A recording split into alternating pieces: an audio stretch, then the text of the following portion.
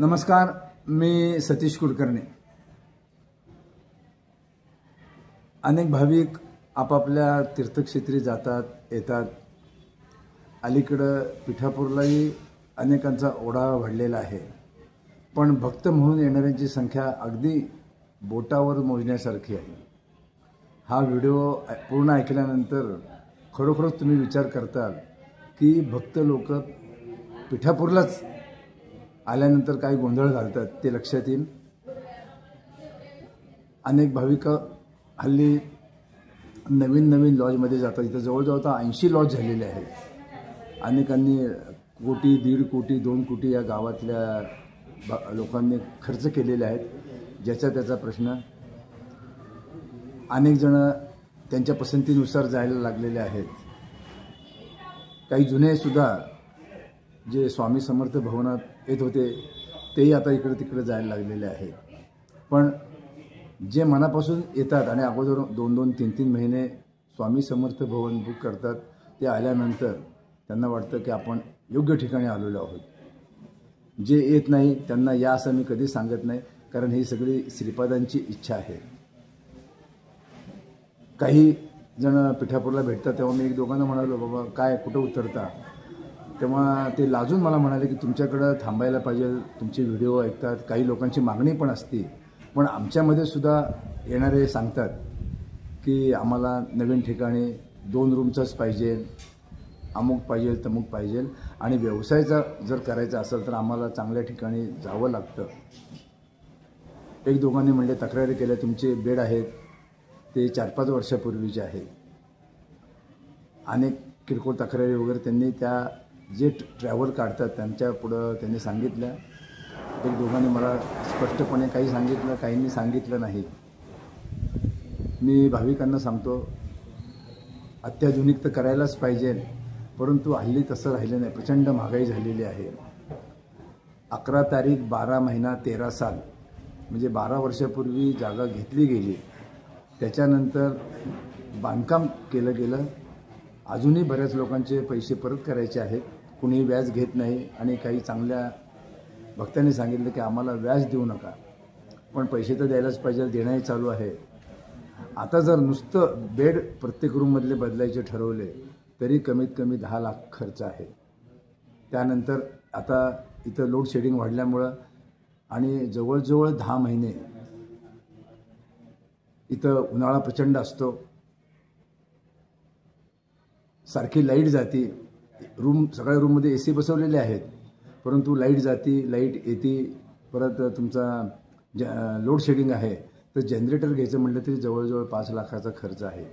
आणि पूर्वीसारखे भक्त इतर ठिकाणी जायला लागल्यामुळं थोडं गर्दीवर येण्या जाण्यावर परिणाम होतोच, पण नुसते बेड बदलायचे तरी भयानक खर्च आहे आणि सध्या तरी तो शक्य वाटत नाही। उगीच कर्ज काढायचं, आपण अनेक किलोमीटर लांब अंतरावर, त्याचं व्याज अमुक तमुक।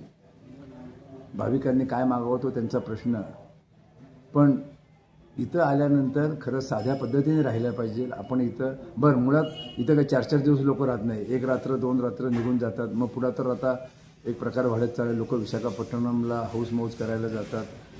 परंतु स्वामी भवन हे सर्वात पहिलं बांधलेलं पिठापूरमधलं श्रीपाद वल्लभांच्या मालकीचं आहे। त्यांनी पुढाकार घेऊन त्यांच्या कृपा आशीर्वादाने उभं राहिलेलं हे स्वामी समर्थ भवन आहे। अपेक्षा आहेत सगळ्यात पूर्ण करता येतील असं नाही, परंतु जवळजवळ 95% अपेक्षा पूर्ण केलेल्या आहेत। स्वामी समर्थ भवन कसं आहे, का राहायला पाहिजे, इथं आल्यानंतर अनेक प्रकारचे फायदे आहेत हे ऐकून बरेच भाविक येतातच। परंतु आता ह्या तरुण पिढीने सांगितलं आहे की आम्हाला बेड बदला, बेड रुततात। आता 6-7 वर्षापूर्वी केलेले बेड बदलणं आवश्यक आहे, पण तेवढं खर्च पेलवणंही शक्य नाही। पण 1 रात्र त्यातले परत 6 तास, कारण 11-11:30पर्यंत जागरण असतं, 12-12:15पर्यंत बरेच जण वर्कशॉप करतात आणि सकाळी 6, पण 5 तासासाठी भाविक जो हट्ट करतात आणि तो हट्ट पुरवण्याचा जे ट्रॅव्हलवाले प्रयत्न करतात ते आश्चर्यकारक आहे। कारण नवीन हॉटेलचं आकर्षण असतं, नवीन बेड असतात, रंगरंगोटी अनेक प्रकार त्या रूममध्ये असतात।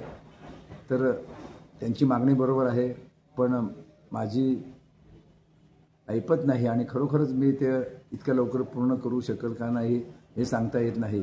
परंतु आमच्या मॅनेजमेंटने सांगितलं की एवढा खर्च केलेला आहे तर अजून एक तुम्ही 20 लाखापर्यंत सोय करा, म्हणजे जनरेटर आणि सगळ्या रूममधले बेड आपल्याला पूर्ण नवीन करता येईल. आता करावं तरी अडचण आहे, न करावं तरी अडचण आहे. श्रीपादांना प्रार्थना करतोय. पण पहिला संकेत मिळाला की बँका कर्ज द्यायला सुद्धा इतका त्रास देतात. आता अर्ज केला तर वर्षभर नुसतं येऱ्या झाल्यातच वेळ जातो. त्यामुळं वेगळ्या पद्धतीने श्रीपाद श्री वल्लभांना आवाहन करतोय, त्यांना प्रार्थना करतो काहीतरी मार्ग निघल. आणि एवढी जी अपेक्षा आहे तेवढी महाराजांना सांगतो की आपल्या लाडक्या भक्तांची तुम्ही ज्यांना बोलवता त्यांना चांगला बेडवर झोपावं असं वाटतंय आणि तेही स्वामी भवनात झोपावं असं वाटतंय, तर तेवढी आपण त्यांची पूर्ण करूया. त्यांनी उपासना करावी न करावी त्यांचा प्रश्न, 2-4 दिवस 7 दिवस थांबावं न थांबावं त्यांचा प्रश्न, परंतु त्यांची शांतपणे मऊ गादीवर मऊ बेडवर झोपण्याची इच्छा तरी आपण पूर्ण करू. कारण आपण त्यांना बोलवलेलं आहे, त्यामुळं ते आपल्याला करावंच लागेल. ज्या आणखी किरकोळ सोयी आहेत त्यासुद्धा आपण पूर्ण करू.